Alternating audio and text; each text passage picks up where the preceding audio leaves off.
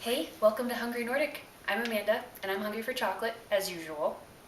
Today, I have a bag of Guittard extra dark chocolate chips, and rather than just eating them plain, which I sometimes do, I'm going to try the Truffle Brownies recipe on the back of the bag. It's described as dense and creamy texture, is more like a confection than a brownie.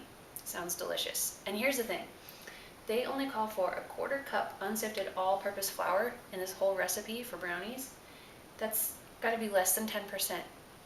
This brand of chocolate, I've noticed their recipes are very easily adaptable to gluten-free. So I'm going to go ahead and just sub in some of my gluten-free flour that works for me in this recipe and see how it turns out.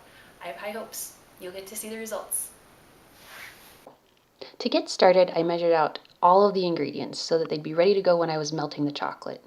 I measured out 10 ounces of the extra dark chocolate chips, 3 tablespoons of unsalted butter, and it was frozen so I had to let it warm up.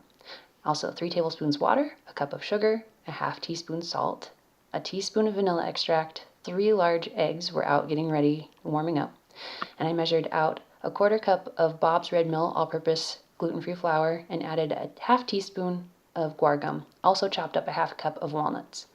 Got the double boiler ready and turned on the oven and lined a pan with some foil. I used a 9x13 pan even though the recipe called for an 8x8. I started melting the chocolate with water and butter in the double boiler, realized that my pan was going to result in slightly thinner brownies since it's bigger than 8x8, but thought, oh well, it'll work. Once that chocolate was nice and smooth, totally melted, I took it off the heat and I mixed in the sugar, salt, and vanilla. Got that thoroughly mixed in, and then added eggs one by one. I broke them into a small bowl first so that I could get eggshell out if I missed a little eggshell. Once those were all thoroughly mixed in and the mixture was nice and glossy, I added the flour and walnuts, put it into the pan, and baked it in the oven for 35 minutes. To check that it was done after 35 minutes, I used a spoon and tapped gently on the top to see that there was a crust there. The brownies have cooled. I'm having a little bit of trouble getting them out of the pan without breaking them. I'm going to try just pulling them out and cutting them up without removing them from the foil.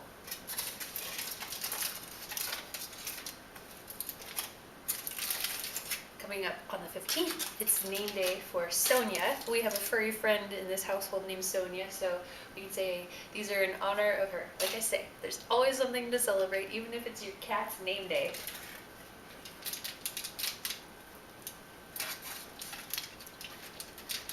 They're crumbling a little bit as I'm trying to cut them. Maybe I should have waited for them to cool and gotten a little bit more solid, but we're impatient in this house, so give this a try. Oh, they're breaking apart. Still delicious, even if they're breaking apart. Alright, I'll have the recipe up on hungrynordic.com. Next week, I'll be posting a little bit late. This is really good. I hope you enjoy it if you try this out.